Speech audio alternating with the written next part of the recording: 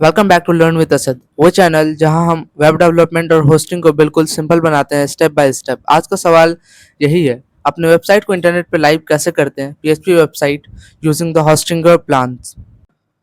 Tutorial शुरू करने से पहले ये चार चीज़ें चेक कर लेना क्या ये तुम्हारे पास है या नहीं।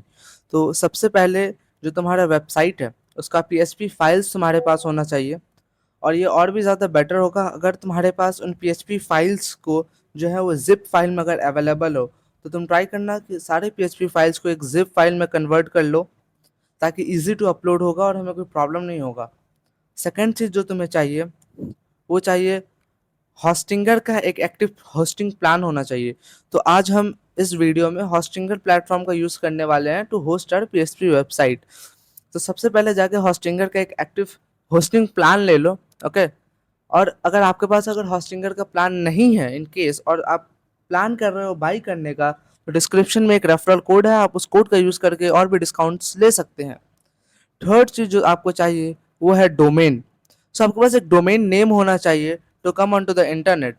सो डोमेन आप अपने अकॉर्डिंग ले सकते हैं, जैसे जो भी आपका बिजनेस है नेम है, या फिर जो आपका वेबसाइट है वेबसाइट नेम से ले सकते हैं, जैसे डॉट कॉम ले सकते हैं, डॉट इन यानी अगर इंडियन वेबसाइट है डॉट इन ले सकते हैं, ऑर्गेनाइजेशन है तो डॉट ओ आर जी ले सकते हैं। इस तरीके के बहुत सारे डोमेन्स अवेलेबल हैं, आप उन्हें देख सकते हैं और आप अपने अकॉर्डिंग उन्हें ले सकते हैं। और जो फोर्थ चीज़ चाहिए वो है, अगर आपके वेबसाइट में किसी भी तरीके का डेटा स्टोर होना है, जैसे लॉगिन आईडी है, यूज़र आईडी वगैरह स्टोर होना है, तो आपको उसके लिए एक डेटाबेस बनाना होगा। इसलिए आपको एक एसक्यूएल फाइल चाहिए होगा। तो ये चार चीज़ें पहले चेक कर लेना। सो इंटरनेट पे आके हम होस्टिंगर सर्च कर लेंगे, और होस्टिंगर पे हमें अपना जो ईमेल आईडी और जिससे हमने अपना होस्टिंग और डोमेन लिया है वो सेम ही रखना, अलग अलग नहीं होना चाहिए। और हम फिर उसी ईमेल आईडी से अपना अकाउंट लॉगिन कर लेते हैं। अकाउंट लॉगिन करने के बाद आप लेफ्ट हैंड साइड में देख सकते हैं एक सेक्शन है वेबसाइट्स का। वेबसाइट्स वाले सेक्शन पे आना है। फिर ऑन द टॉप आप एक ब्लू कलर का बटन देख रहे होंगे, ऐड वेबसाइट।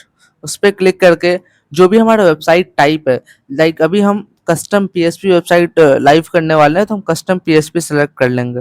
सुबह जैसे कि मैंने आपको बोला था कि आपको एक डोमेन नेम भी चाहिए होगा, और अभी मैं इस केस में मैं अपना जो learn with Asad dot in का जो डोमेन है मैं उसका एक सब डोमेन यूज कर रहा हूँ।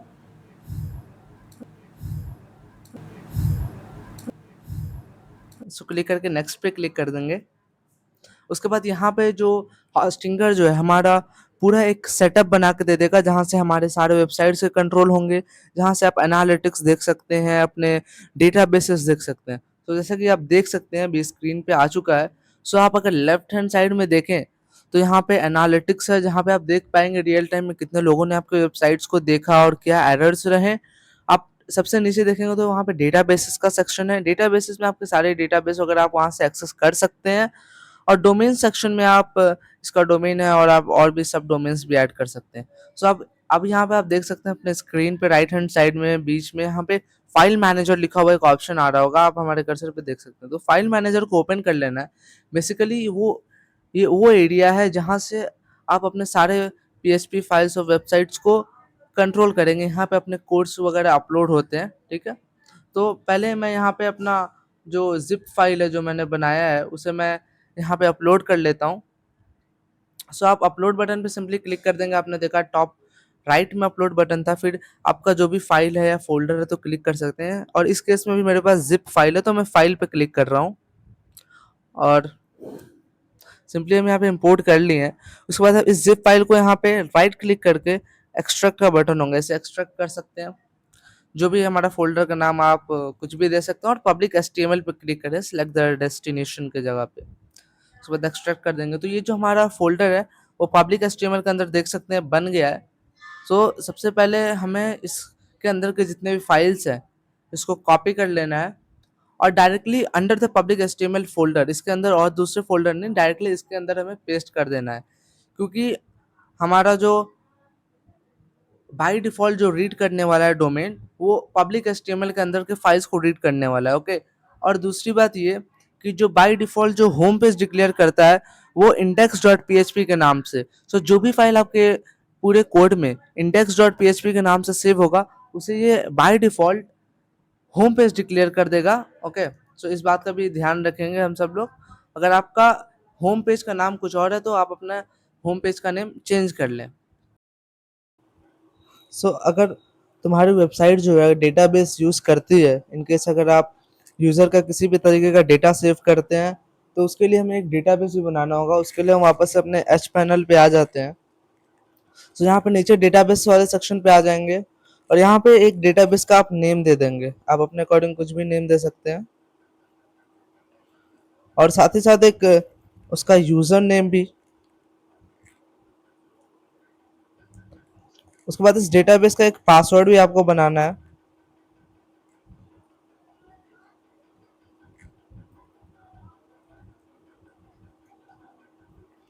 उसके बाद आप क्रिएट पे क्लिक कर देंगे तो यहाँ पे जो है आपका एक नया डेटाबेस बन जाएगा।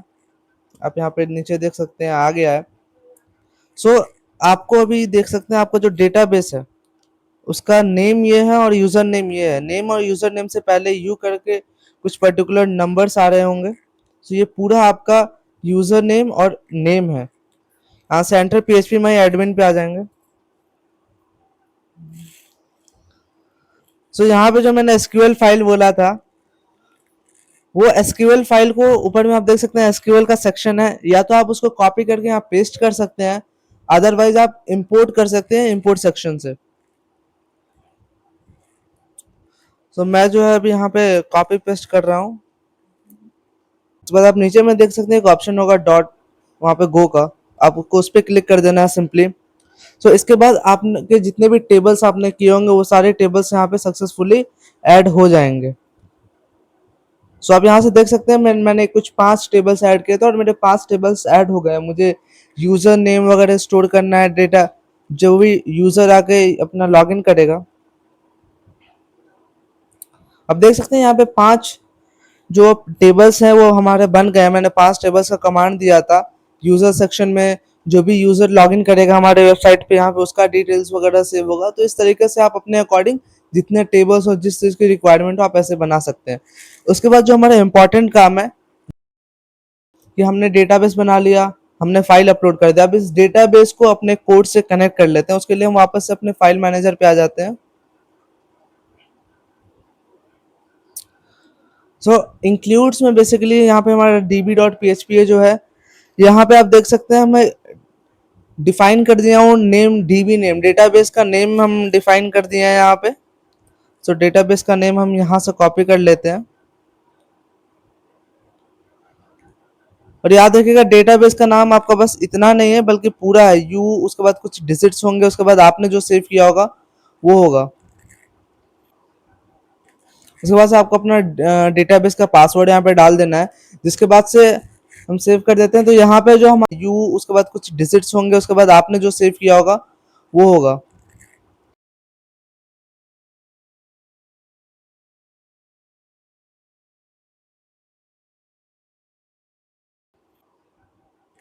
उसके बाद से आपको अपना डेटाबेस का पासवर्ड यहाँ पे डाल देना है, जिसके बाद से हम सेव कर देते हैं। तो यहाँ पे जो हमारा वेबसाइट है वो डेटाबेस से कनेक्ट हो चुका है। तो इसके बाद अभी हमें और भी कुछ सेटिंग्स करना है, तो वापस हम एच पैनल पे आ जाते हैं। सबसे पहले हमें अपना पीएचपी का कॉन्फ़िगरेशन देखना है। तो पीएचपी का कॉन्फ़िगरेशन जो मैं रिकमेंड करूंगा वो आपको 8.2 8.3 रखना है, मतलब 8.2 वो से ज़्यादा रखना। सो एडवांस सेक्शन में आ जाएंगे और यहाँ पे पीएचपी कॉन्फ़िगरेशन का ऑप्शन है। सो यहाँ पे मैंने अपना पीएचपी 8.3 वर्जन सेट कर रखा है। आप लोग भी 8.2 या फिर 8.3 कर सकते हैं। उसके बाद से जो एक मेन काम है,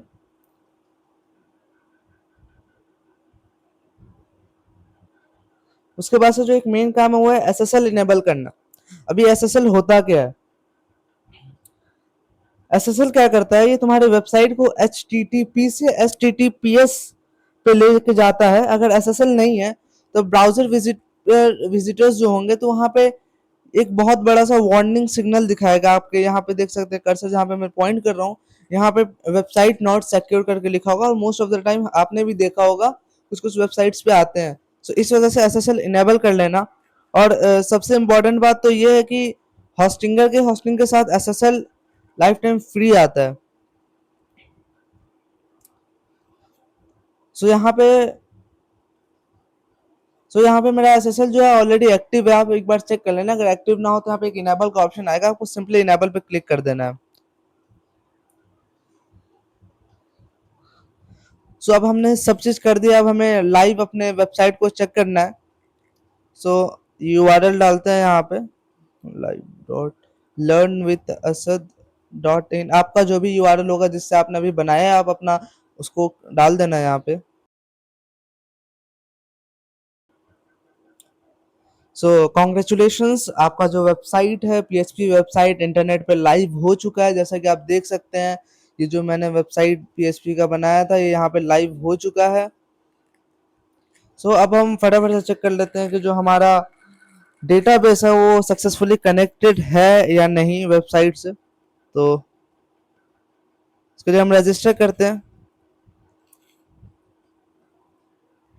सिंपली यूजर नेम, आप अपने अकॉर्डिंग आपके जो भी डिटेल्स यहाँ पे आप यूजर से लेना चाहते हैं आप कर सकते हैं। मुझे बस यूजर नेम, उनका ईमेल आईडी और पासवर्ड चाहिए था। सो ये सब चीजें जो है वहां पे डेटाबेस पे जाके सेव हो जाएंगे।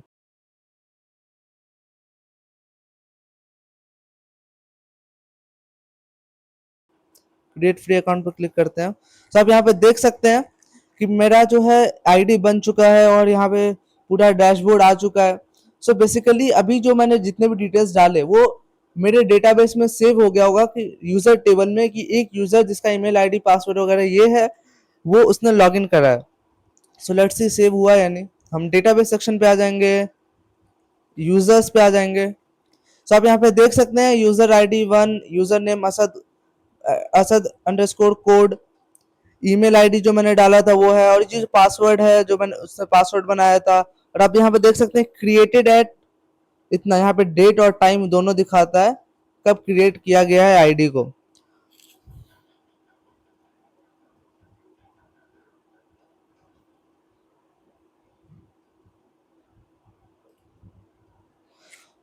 और बस यही था पूरा process of making your PHP website live on the internet.